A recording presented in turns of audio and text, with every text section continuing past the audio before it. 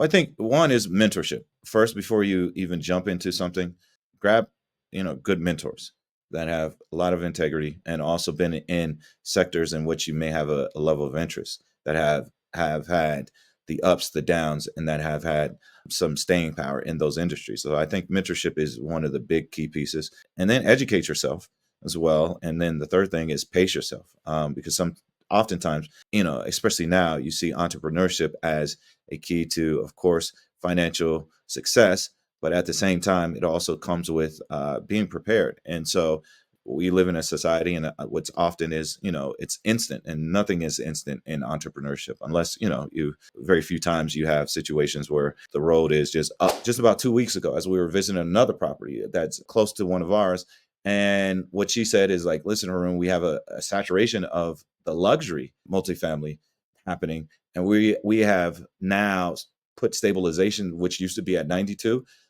now down to the low 80s, right? And so what my concern is, as you have some of these things that are happening where you have a lot of units that have been delivered, here's one of the biggest concerns on the property management is on the older properties, how do you make sure and ensure that they're up to being able to deliver for folks that are, looking for, some affordability, are looking to, especially in your B, A minus and B class units. And so how do you keep pace with some of the other amenities that are around, and make sure that your property management is really attentive to the needs of your folks? But I think just on a full spectrum is, as we get more units under our asset management and property management, is really about the staffing. And one of the key things is, because of the unaffordability, you also have staffing that have to live so far away from the properties that they manage. That's the thing that really bothers me is, the staffing issues for property management is the same people that are working on these properties sometimes can't even live in the properties that they're working on. So that's my biggest challenge, is the unaffordability for the supportive services for our property manager. I grew up about 5 minutes technically outside of Five Points, right? So I grew up in the neighborhood. And my father used to tell me about Five Points since I was a kid. And Five Points for Denver it was called the Harlem of the West.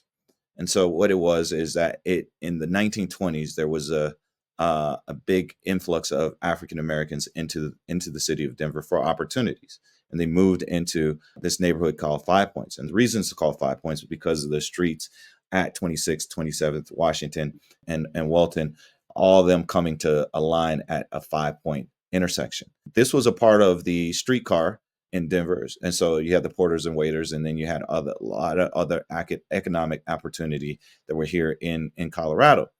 And so Five Points became known for a place where, the jazz artists, as they were traveling across the country, this is one of their main stops as they were going west.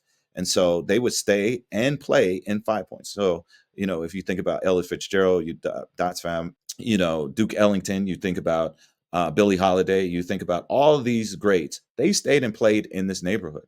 And this neighborhood was also a red line. And so you could not leave the neighborhood. You couldn't live anywhere else. And so what it did, it created a place where it was a curation of entrepreneurship. So you had all your pharmacies, your doctors, your lawyers, you had music, you had a very vibrant neighborhood. And so that neighborhood was celebrated for many, many years, but it went into disrepair in the late 1960s up into just the 2010s. And that economic disrepair was just like any other of its like in across the nation.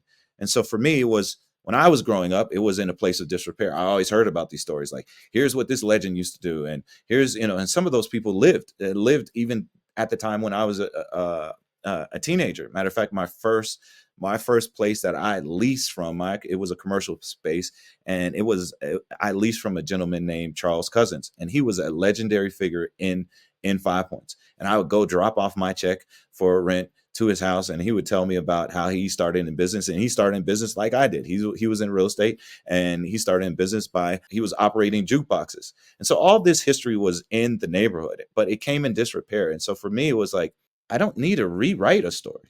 This story and the history is already here. How do we use real estate to recapture that glory that was and make it present? Sometimes we're so focused on the destination and not the journey. And so the destination is not the goal, it's the journey. It's like all those that invested in me, from, my parents, my mother, my family members, my friends, my mentors, even those people that haven't been so nice to me. Is there's all this investment, that it was a culmination of others that invested in me. And whatever I've been able to do is because the collaboration of others and the implementation of others.